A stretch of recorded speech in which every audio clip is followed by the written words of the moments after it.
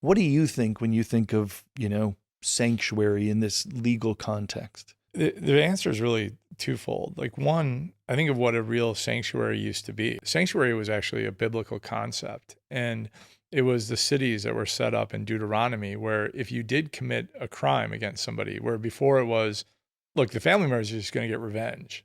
You better watch out. We Yeah, might yeah. bring you for a judge, whatever. But you could go to any one of those, I think it was 10 or 12 cities. You're untouchable there.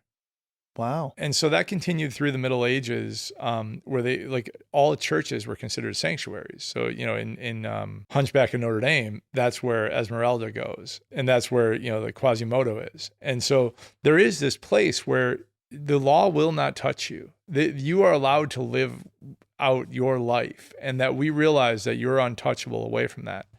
And so a sanctuary is a place that you're protected. You're protected from the violence, the storms of rage, the feelings of hatred, but also the concept of revenge. Really, and we might say that, well, revenge, but it's state-sponsored revenge, where it Yeah. is retributive justice, right?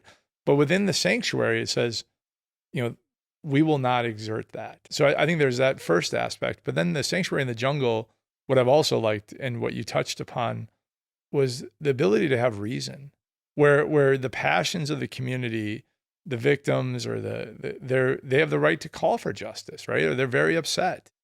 And there's aspects where other people have vested interest in this.